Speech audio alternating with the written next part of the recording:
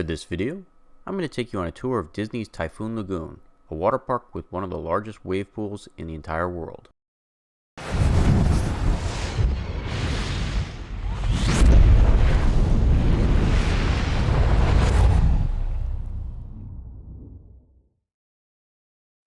I've traveled the entire world, been to dozens of countries, and something that recently occurred to me was that Florida probably has the best water parks in the entire world. And I know that might trigger some people, but let me talk about it a little bit.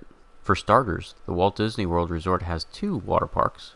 They've got Blizzard Beach and the park that I'm looking at today, which is Typhoon Lagoon. SeaWorld has a beautiful water park known as Aquatica. Busch Gardens has Adventure Island, and Universal Studios built the incredible Volcano Bay. There's also a pretty nice water park near Margaritaville known as Island H2O. While I'm not a huge fan of Coco Cay, I know that there are some people who really love it as a low-cost water park alternative, so I'll at least mention it. Out of all the major water parks that operate out of the Orlando area, Typhoon Lagoon is the oldest one, and a lot of people don't realize it, probably because this park is maintained really well. When I've had conversations about Typhoon Lagoon with my friends, they've always told me that this place is trapped in the 90s, which I think is amusing, considering the park was completely constructed in the 1980s, and the first season of operation was summer 1989. I know that a lot of people kind of round down when it comes to movies. A lot of people will refer to movies that came out in 1990, like Total Recall, as a 1980s film. And I get it, because, it was filmed in the 1980s. I guess a lot of people treat Typhoon Lagoon the same way. The theme of this water park is kind of interesting. The idea is that a beautiful tropical paradise has been completely ravaged by a typhoon. And you'll notice that they have props everywhere. There's fishing gear, ships, and surfboards all kind of thrown around to simulate what a storm would do to an island. In the middle of the park, they have a shrimp boat that's been impaled by a mountain, and the boat's name is Miss Tilly. And every half hour, there is an eruption from a water geyser, and it comes up through the smokestack of the ship and basically squirts water everywhere. They've got like an alarm that sounds right before the geyser goes. It's a neat feature of the park, although I think it's one of the things that kind of dates the park. Because this park was built in the 80s, they really didn't think about letting you get close enough to the geyser to actually get wet by it. If this park had been built more recently, I think there would be an area where people could stand underneath the geyser and actually get wet from the eruptions. Despite its age, Typhoon Lagoon is one of the most popular water parks in the world. In 2016, it was the second most visited water park worldwide, which I find kind of remarkable because they don't really have a lot of slides. But everybody comes for the wave pool, and it is one of the largest wave pools in the world. The wave action is so intense in the wave pool that you can actually go body surfing, and there's not a lot of wave pools that are strong enough to do that. Now, the operations of this water park have kind of changed in a post-COVID-19 world. Tourism has still kind of been down ever since the pandemic. So in the old days, Blizzard Beach and Typhoon Lagoon were open simultaneously. But ever since the pandemic, Disney only operates one water park at a time. When I was visiting Typhoon Lagoon for this video, Blizzard Beach was closed for refurbishment. And when Blizzard Beach opens up, they're going to be refurbishing Typhoon Lagoon. So they basically stagger the operations now.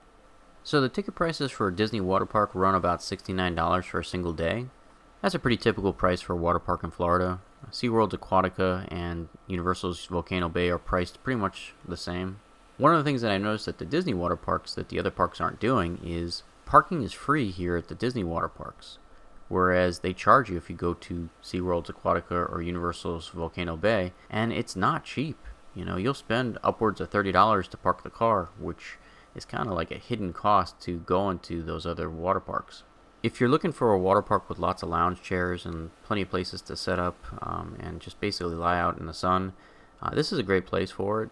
They've got a lot of these artificial beaches where you can just kind of walk on the sand, and it's just a very casual, laid-back vibe at this particular theme park. By comparison, Volcano Bay is kind of more of an intense water park. It's all about the throw rides and body slides.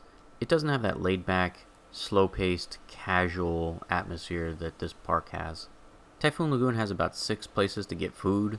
It's all counter service, obviously. There's no table service restaurants here at a water park. It's very casual. One of the things that I mentioned in my previous Walt Disney World videos that I'm going to mention here again is you can actually find additional menu options in the app that aren't actually published in the restaurant.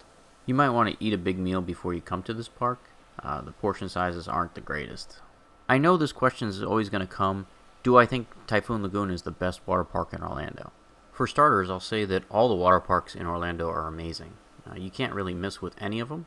In my opinion, Typhoon Lagoon has the best wave pool of all the water parks. They have a surf program in their wave pool, which produces waves large enough to body surf. They're the only Disney park that does that. Compared to the other Disney water park, Blizzard Beach. Blizzard Beach has the better slides. They've got slides like Summit Plummet. They also have a bigger kids area.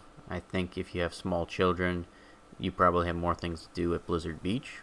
If you want to see animals, you go to SeaWorld's Aquatica. They actually have aquariums throughout the park, as well as some slides that actually have glass enclosures where you actually kind of race dolphins through the body slides. Volcano Bay is the park you go to if you're really into thrill rides. They've got the most slides as far as I can tell. And Island H2O is kind of that inexpensive water park option. They don't really have any theming at that park. It's just basically straight water slides and pools. Overall, I highly recommend Typhoon Lagoon. It is one of the nicest water parks in the world. It's also one of the most popular ones. Some people may be disappointed because they don't have a lot of slides, but they still have a couple that are pretty good. And if you want to go on family tube rides, this place does have quite a few of those great family experiences. Another highlight of Typhoon Lagoon is they do have a really good lazy river. The scenery is excellent. There's a lot of nice waterfalls and rock work around their lazy river. Lazy does kind of sum up the Typhoon Lagoon experience too.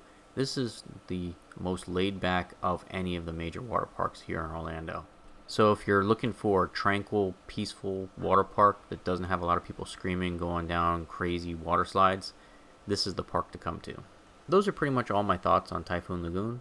I'm just going to play some music to wrap up this video.